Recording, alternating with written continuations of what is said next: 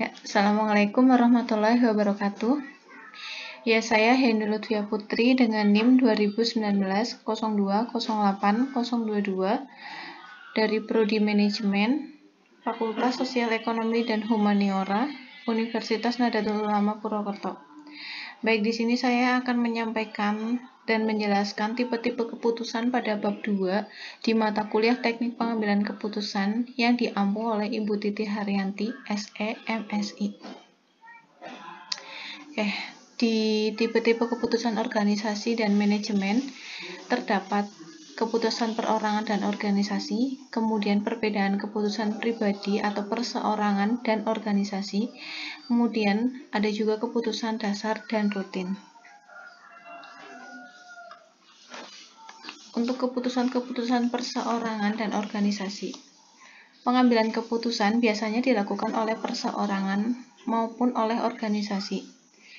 Keputusan oleh perseorangan berupa keputusan berpartisipasi dan keputusan berproduksi demi organisasi. Dalam hal keputusan berpartisipasi, seorang melakukan perhitungan tentang dorongan serta sumbangannya pada organisasi. Hal ini berarti orang menanggapi hadiah dari organisasi dan harapan organisasi terhadap fungsi seseorang, dan bila hadiah dari organisasi lebih sedikit daripada sumbangannya kepada organisasi, orang akan selalu mencari alternatif lain, yaitu tidak ikut serta dalam organisasi. Kemudian bila hadiah organisasi sama dengan sumbangan seseorang, orang tersebut akan mencari informasi tambahan untuk memutuskan ya atau tidak ikut dalam organisasi.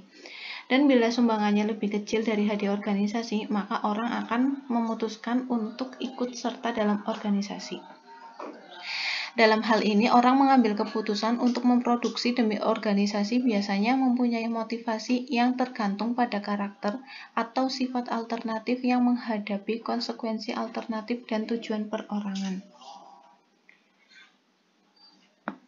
Kemudian selanjutnya, keputusan untuk memproduksi atau berkarya tergantung pada tujuan perorangan. Bagaimanapun juga, orang terpengaruh oleh orang lain, kelompoknya, organisasi, dan pimpinan, sehingga tujuan perseorangan pun dapat berubah dan sama dengan tujuan orang lain, kelompok, organisasi, dan pimpinan. Dengan demikian, orang dapat dengan mudah dipengaruhi dan mendasarkan keputusan-keputusannya pada tujuan yang sesuai dengan tujuan organisasi. Nah, pada keputusan organisasi ini berupa usaha organisasi menyesuaikan diri dengan perubahan yang terjadi. Penyesuaian ini bisa bersifat rutin, bisa juga bersifat inovatif. Dalam hal pertama, organisasi bisa memiliki program atau rencana.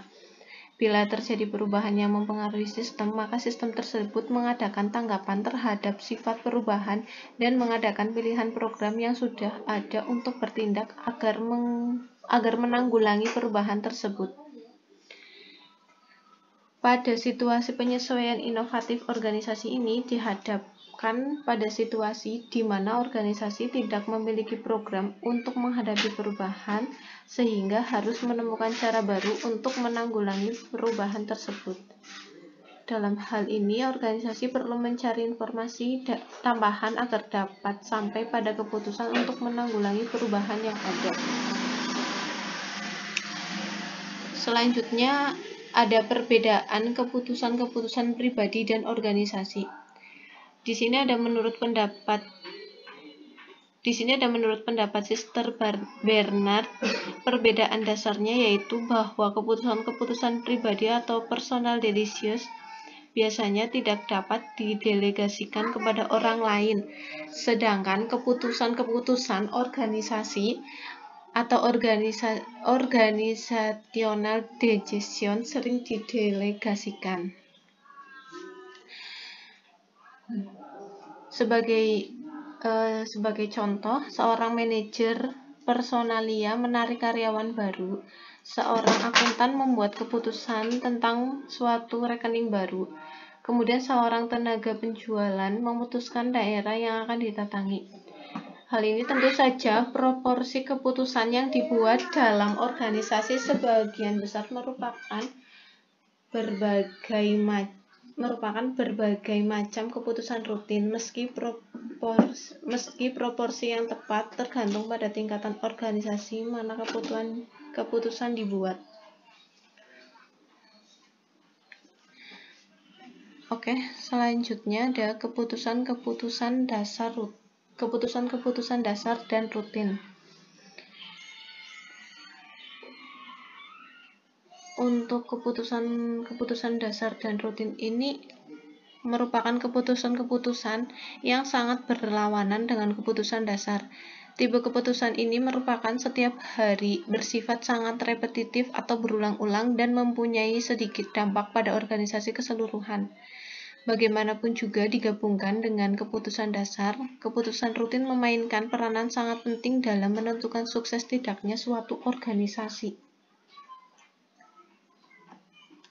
Baik, sekian presentasi dari saya. Apabila terdapat kekurangan, saya harap dimaklumkan dan dimaafkan. Sekian, terima kasih. Wassalamualaikum warahmatullahi wabarakatuh.